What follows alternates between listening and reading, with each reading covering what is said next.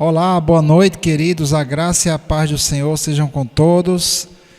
Aqui é o pastor Wendel e vamos dar início ao nosso estudo bíblico hoje, que na verdade é um vídeo de fechamento, conforme eu prometi nas aulas passadas, contar um pouco do meu testemunho. Então, Amém, gente. Então, sejam bem-vindos aí, o pessoal que já está online, e também aqueles que haverão de assistir posteriormente aqui essa live, essa transmissão. Ok? Então, aqui no meu relógio são 8h02 e eu quero iniciar hoje, conforme prometido, um testemunho. Mas antes eu gostaria de fazer um breve resumo aí do que nós vimos ao longo dessas 12 aulas. Deixa eu abrir aqui todos os vídeos que nós gravamos sobre esse assunto de cura divina. Tudo bem, Deixa eu verificar aqui como é que ficou. Então, queridos, a primeira aula nós tivemos o tema A Árvore da Vida. A segunda aula tivemos o tema Deus que sara. Na terceira aula vimos o tema O Presente do Reino. Na quarta aula vimos o tema Deus coloca doenças, que foi uma pergunta. Então, basicamente, nós tivemos 4 aulas para procurar mostrar que Deus, ele é uma pessoa que deseja dar saúde às pessoas. É a vontade de Deus sarar, é a vontade de Deus curar. Nunca é a vontade, nunca é o desejo de Deus colocar doenças ou deixar a pessoa morrer. Isso aconteceu por causa do pecado que entrou na humanidade. Devido ao pecado, hoje mesmo pessoas boas, mesmo pessoas que procuram servir a Deus, elas podem sim adoecer, porque nós vivemos em um mundo caído, um mundo que jaz no maligno, de acordo com a palavra de Deus, lá na primeira epístola de João. Deus não apenas deseja a nossa saúde, mas Deus proveu a possibilidade, veja bem, isso não é automático, existe a bênção de Deus, que Deus deu a Jesus Cristo, e todos aqueles que estão em Cristo, eles têm esta bênção da cura sobre si.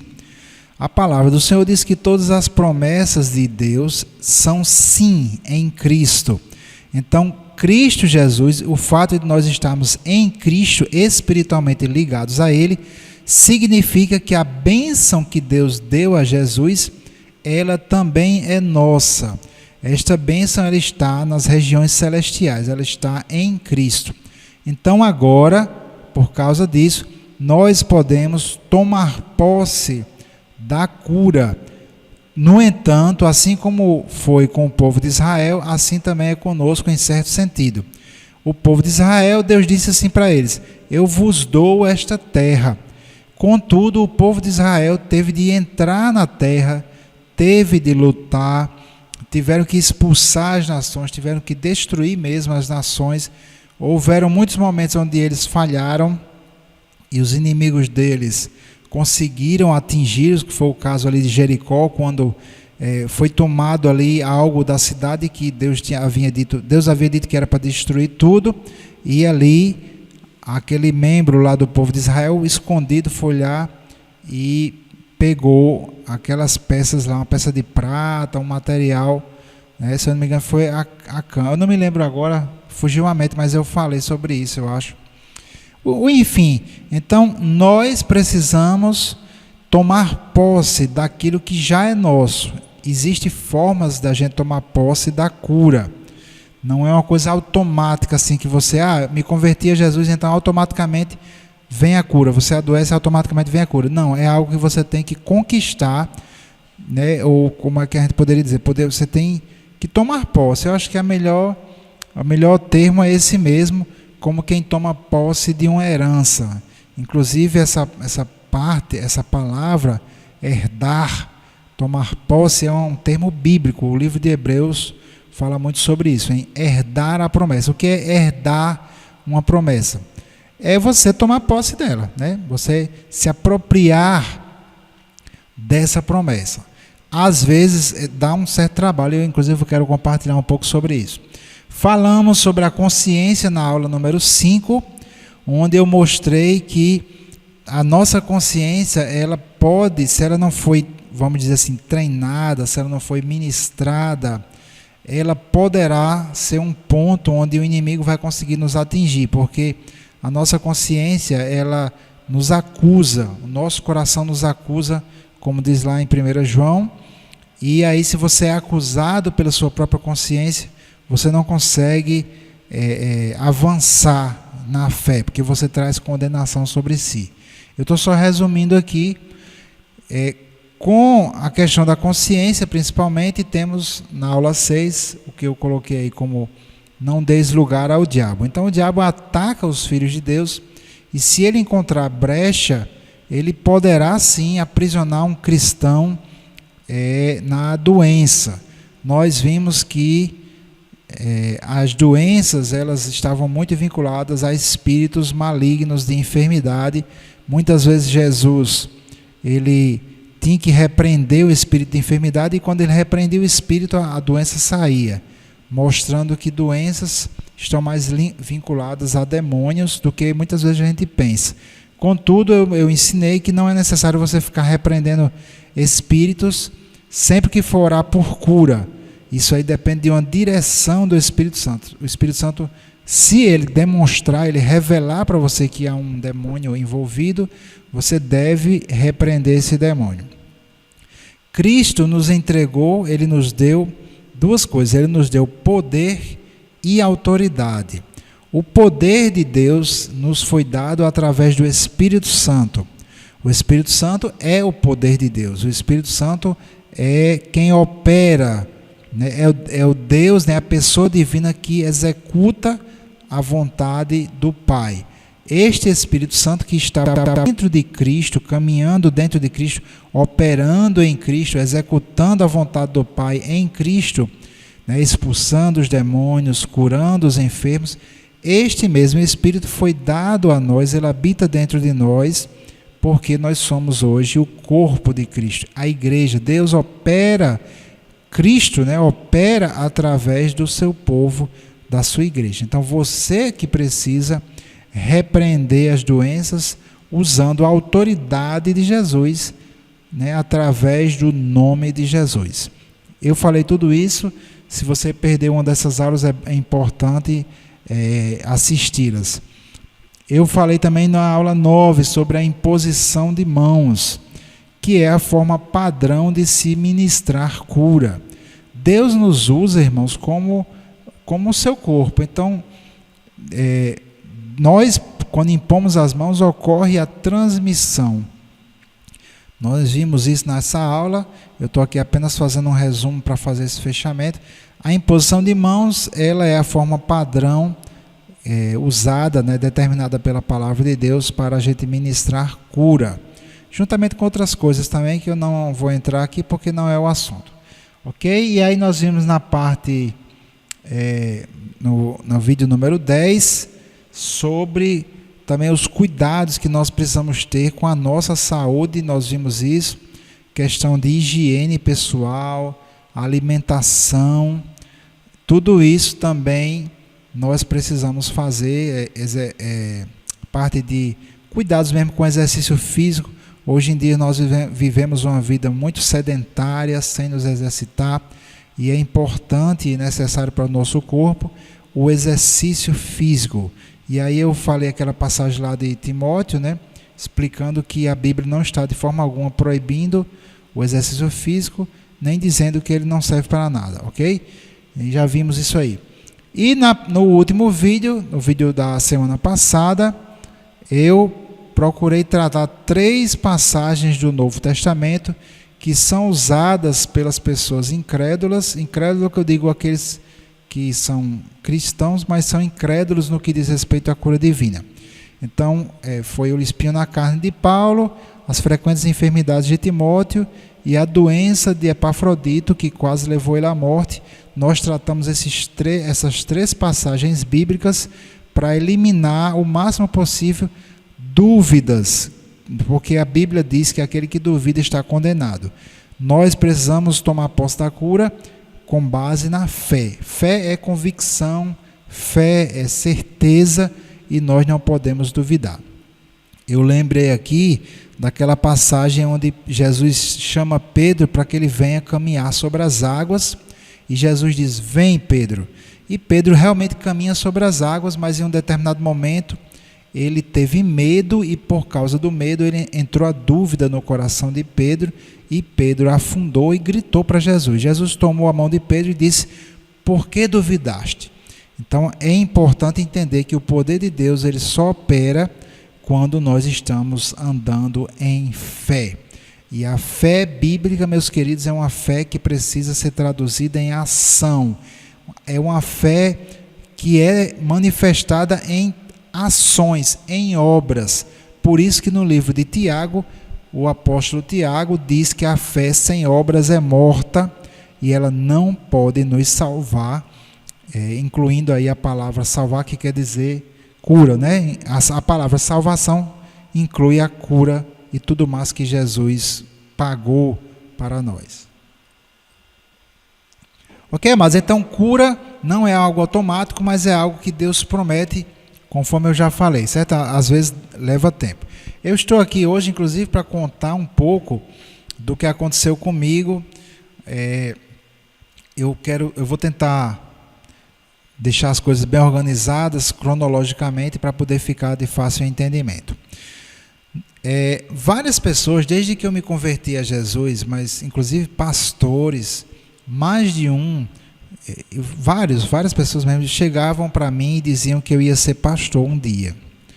Eu ouvia aquelas coisas, mas eu nunca, não sei se eu queria ou não queria, mas assim, em muitos momentos eu desejei no meu coração servir ao Senhor. E eu pedi a Deus, eu não me lembro quando foi isso, mas eu pedi a Deus que Ele me desse um ministério, eu queria trabalhar para Ele.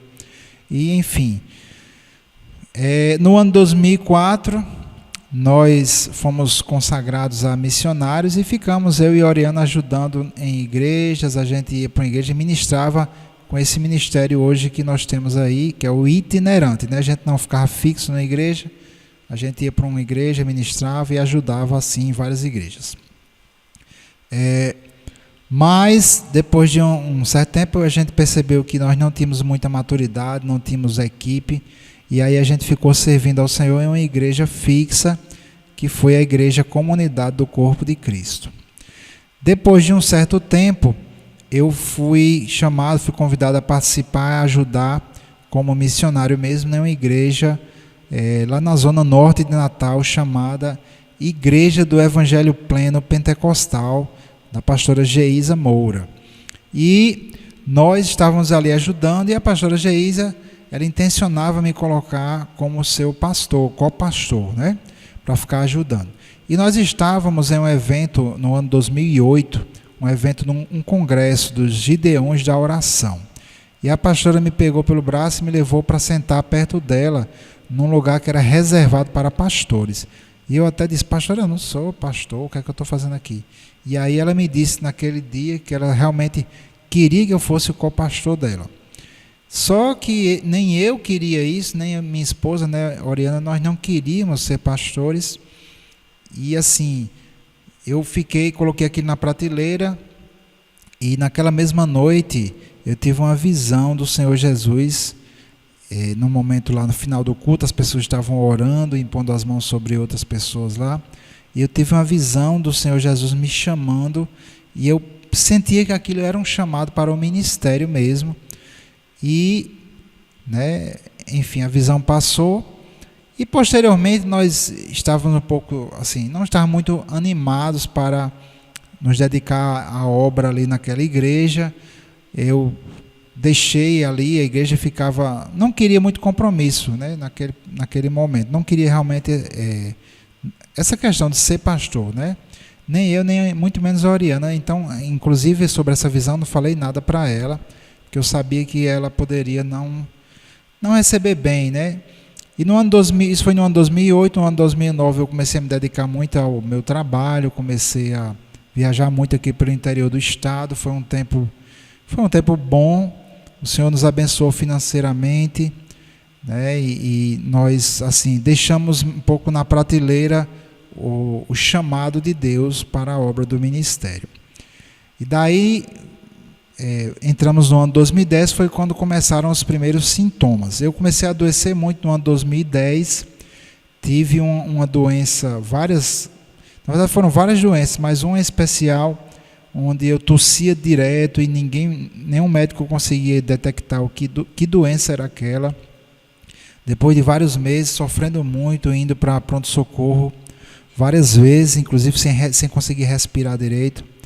Oriana, né, ia dirigindo, até que descobriu-se que eu tinha um problema no estômago, um refluxo e uma gastrite muito forte. E tudo bem, fui medicado e graças a Deus fiquei bem. Me submeti em junho, mais ou menos, junho ou julho, não estou lembrado, 2010, me submeti a uma pequena cirurgia, mas nada grave. E foi tudo bem, estava bem recuperado, só que quando eu voltei a trabalhar, eu comecei a sentir muitas dores nas costas. Deixa eu só ver aqui o tempo para eu controlar. E eu senti muitas dores nas costas, e aí tomava anti-inflamatórios, as dores diminuíam, né, passava, né, depois que eu tomava, fazia um tratamento, a dor passava, mas logo depois voltava.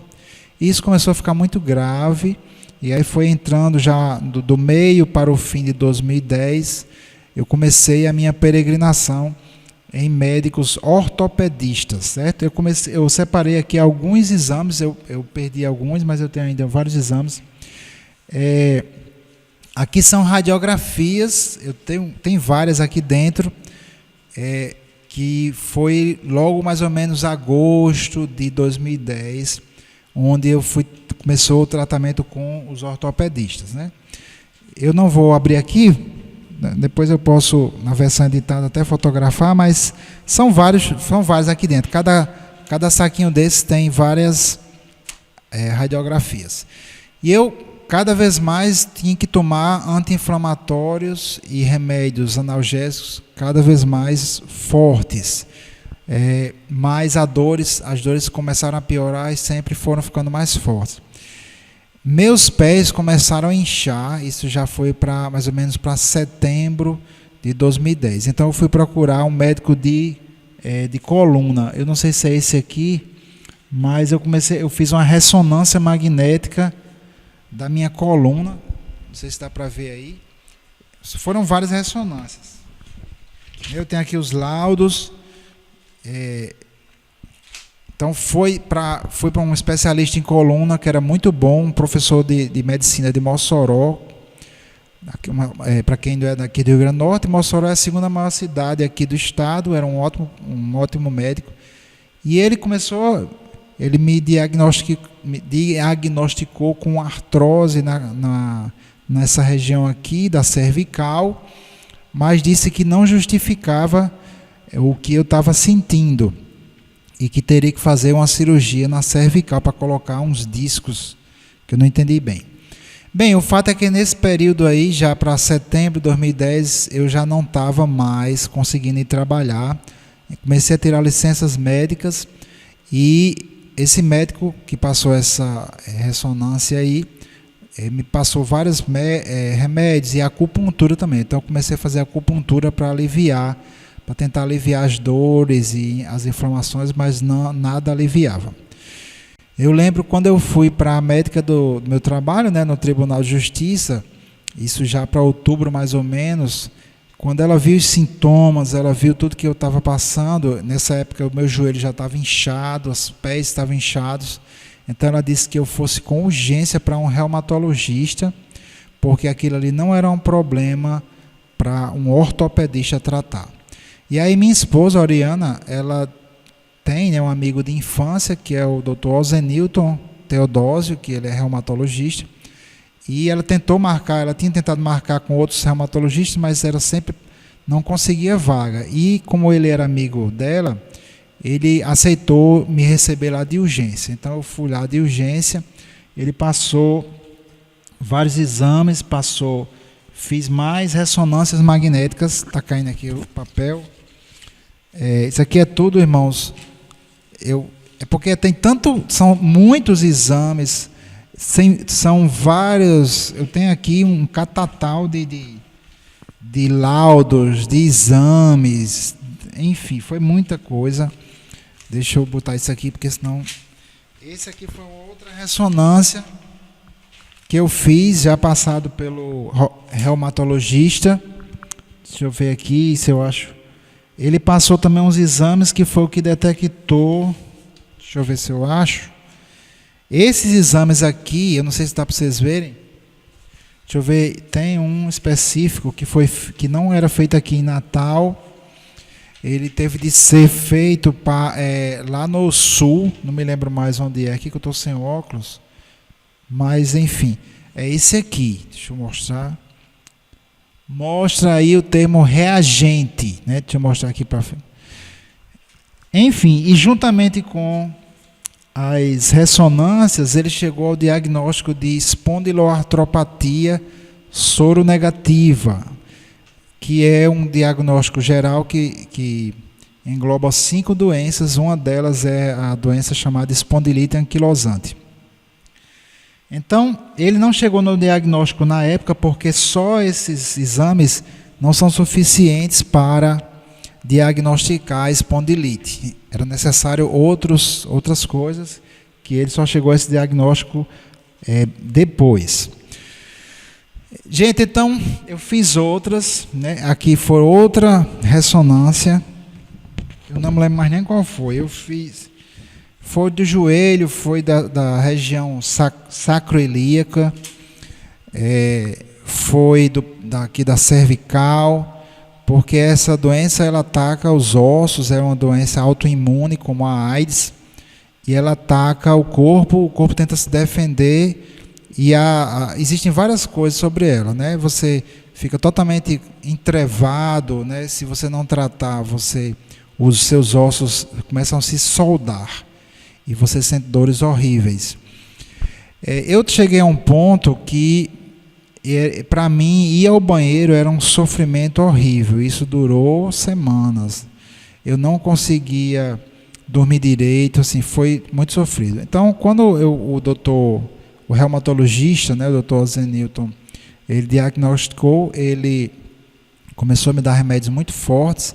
Eu comecei a tomar um remédio chamado Embrel, que eu não tinha condições de comprar, e a gente recebia pelo governo aqui, pela prefeitura do Natal.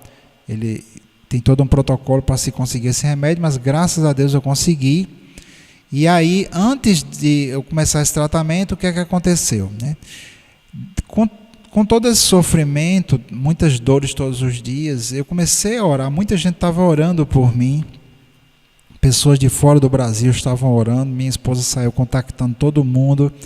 Muita gente orou por mim, várias pessoas foram me visitar e oraram por mim na minha casa, e a cura simplesmente parecia que não estava acontecendo, e eu comecei a orar e buscar o Senhor para entender por que eu não estava sendo curado. Certo dia, era pela manhã, minha esposa havia saído para deixar os nossos filhos no colégio. Nessa época eu não estava mais dirigindo, eu fazia faculdade, eu não estava mais indo para a faculdade, e do trabalho eu estava de licença médica. E eu estava sozinho no apartamento, né, que eu morava ali no bairro de Lagoa Nova, e eu orei, e assim, com muito fervor, perguntando ao Senhor o que estava acontecendo. E aí estava um silêncio muito grande, e eu ouvi uma vozinha interior, uma voz muito sutil, irmãos, que eu poderia facilmente ter passado despercebido. Essa voz sutil lá dentro disse assim: eu chamei você para ser pastor. Quando aquela voz disse aquilo, meio que, assim, o que a gente chama aqui, caiu a ficha, né? Caiu a ficha, e eu lembrei da visão que eu tive, lembrei de que a pastora, na época, 2 anos antes, queria me colocar como co-pastor dela. E então eu entendi que eu estava fora do plano de Deus. E como eu estava fora do plano de Deus, como eu estava em desobediência, Deus não conseguia me curar, porque a palavra de Deus ela funciona como uma sombra, é o que o Salmo 91 chama de o esconderijo do Altíssimo, a sombra do Onipotente, que é a palavra de Deus, que é você estar também no chamado de Deus.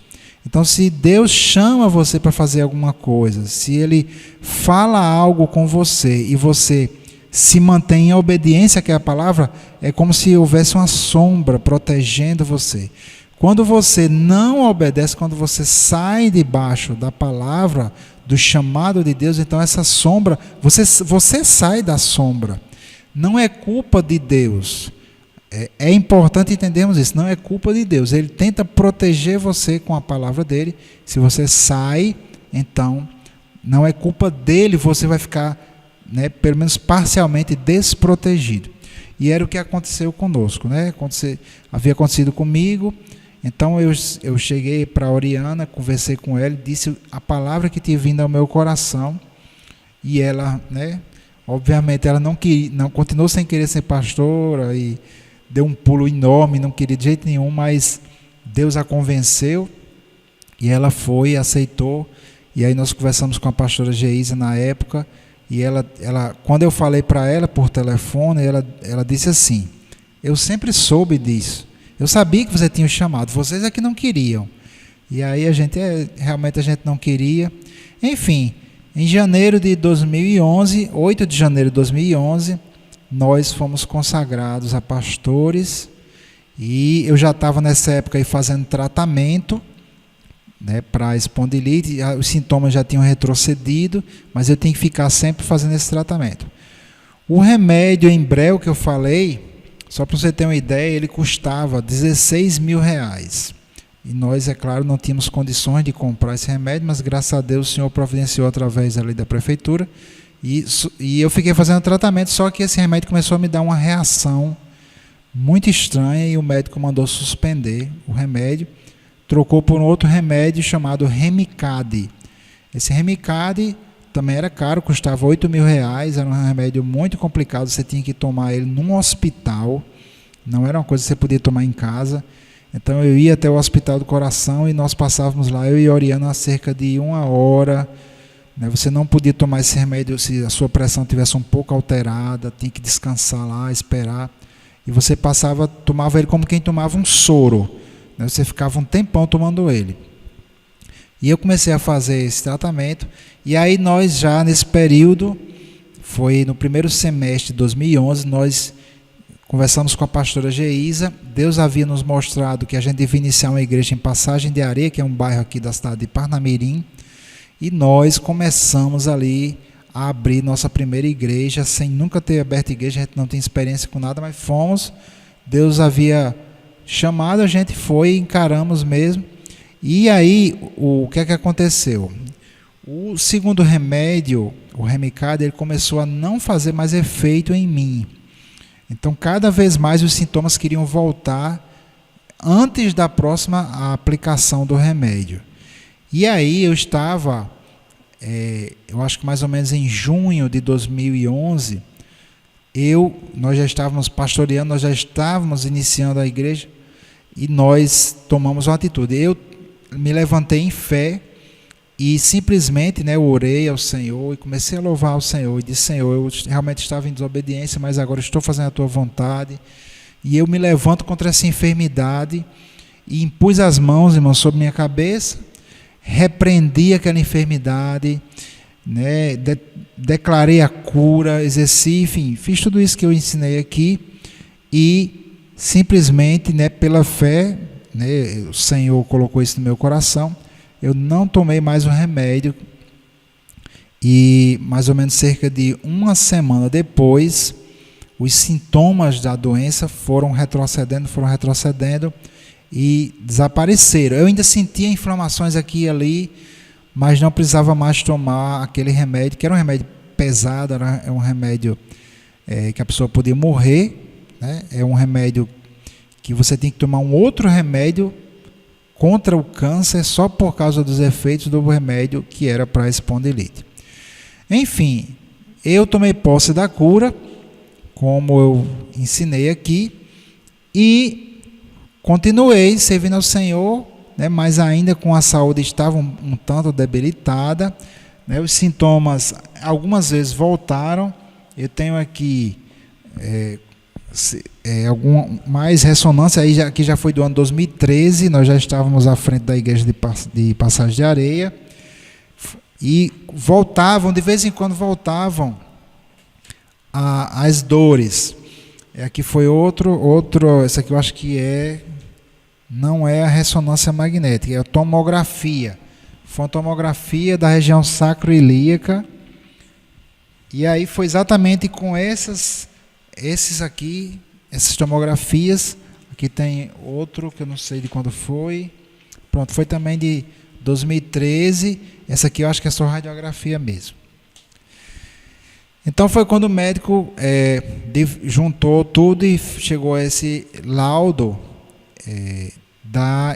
determinou que o nome da doença era espondilite anquilosante. E aí eu começava a repreender. Só toda vida que eu vinha, que chegavam os sintomas, eu impunha as mãos, seja perto da região, e começava a repreender aqueles sintomas, começava a declarar a cura, e os sintomas foram desaparecendo. Eu pude voltar a fazer exercícios. Hoje eu vou para a academia, né? Era uma coisa que eu não podia fazer. Se eu fosse fazer academia do jeito que eu estava, eu danificava muito mais as juntas do meu corpo. Era horrível. E os sintomas foram desaparecendo. Veja que houve um tempo, houve uma perseverança, né? Houve também obediência, claro, obediência ao Senhor. E graças a Deus, para a glória de Deus, né, os sintomas desapareceram e eu realmente faz muito tempo que eu não tomo nenhuma medicação, nem para dores, nem para inflamações, né? Graças a Deus eu tomei posse da cura.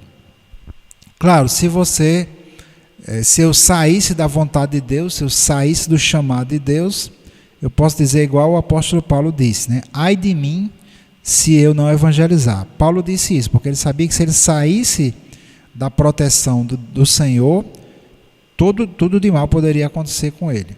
Lembramos também aqui daquele homem do tanque de Betesda, que foi curado de uma doença parecida com essa, eu acho. Ele era ali, não conseguia andar direito, ele ficava deitado o tempo todo. E Jesus o curou, mas disse a ele depois, né, não voltes a pecar para que não te suceda coisa pior. Então eu sei que sou curado e tenho autoridade sobre as doenças, mas sei também que eu preciso permanecer firme na palavra de Deus e firme no chamado e no propósito para o qual Ele me chamou. Mas para a glória do Senhor, os sintomas desapareceram, né? Tanto é que eu me lembro que uma ocasião, foi até engraçado que eu fui lá para o setor médico do Tribunal de Justiça, né, onde eu trabalho, e a médica, quando viu o meu, eu chamo prontuário, né, aquele que tem as doenças que foram diagnosticadas na sua vida, ela perguntou o que é que eu estava tomando. Eu disse que não estava tomando nenhuma medicação. E ela ficou assim duvidosa. Ela ficou: por que você não está? Essa doença é uma doença grave, você não está sentindo nada? Eu disse: não estou sentindo nada.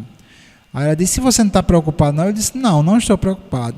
E ela começou a achar estranha a minha atitude, e ela disse que eu precisava fazer uma psicoterapia. Então ela me encaminhou para um psicólogo, porque ela disse que eu não estava aceitando a doença. E o que eu estava fazendo era perigoso, porque, né, eu poderia sofrer algo muito pior e tudo. E ela me indicou, me encaminhou, fez um encaminhamento para eu ir para o psicólogo, para que eu pudesse aceitar a doença, né?